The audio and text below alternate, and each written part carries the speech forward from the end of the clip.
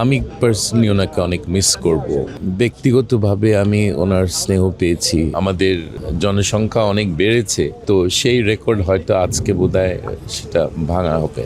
আমি ওনাকে ব্যক্তিগতভাবে ওনার স্নেহ পেয়েছি এবং ওনার সাথে অনেকক্ষণ আমরা গল্প করার সুযোগ হয়েছে ওনার বাসায় যখন একটু সুস্থ ছিলেন। আমি পার্সোনালি ওনাকে অনেক মিস করব। ওনার স্নেহ, ওনার উপদেশ অনেক কিছু আমি পেয়েছি এবং যারা পেয়েছে তারা বুঝতে পারে ওটা এর কীরকম মারাত্মক একটা ক্ষতি হয়ে গেল আমাদের জন্যে। কিন্তু সবচেয়ে বড় ক্ষতি অফকোর্স পরিবারের জন্যে। তারেক রহমান সাহেবের কষ্ট তো অন্য মানুষ যারা মা হারিয়েছে শুধু তারাই বুঝবে, এবং যে কোনো বয়সে মাকে হারানো এটা খুবই একটা কষ্টকর একটা সময়। তো আল্লাহ তাআলা যেন ওনাকে শক্তি দেন, ধৈর্য দেন এই কষ্টটার থেকে কেটে উঠতে।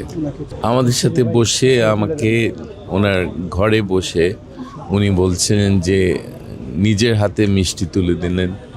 উনি বললেন যে এই সাদা মিষ্টিটা খাও, এটা তোমার জন্যে খুব ভালো হবে, এটা আমি এলাকার থেকে আনিয়েছি। সো এই ছোটোখাটো জিনিসই মনে থাকে এই টাইমে।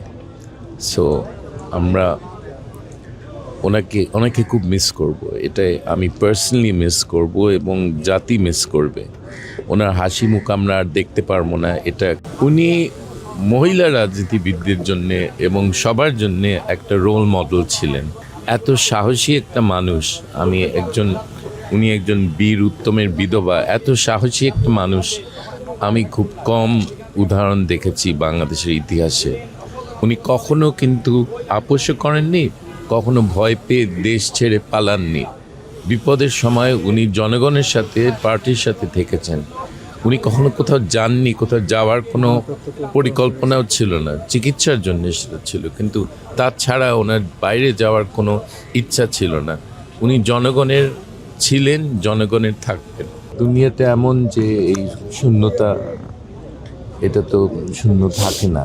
তো আমাদের ভারপ্রাপ্ত চেয়ারম্যান জনাব তারেক রহমান এখন দেশে আছেন এবং উনি আমাদের যে নেতৃত্ব দিতে পারবেন আমার মনে হয় না আর কেউ সেটা পারবে।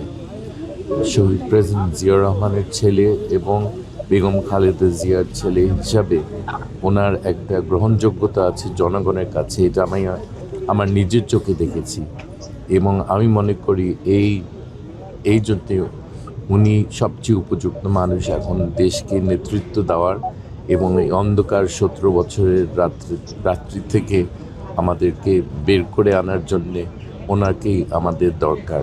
সো উনি দেশে আসছেন, আমি অনেকটা স্বস্তি পাচ্ছি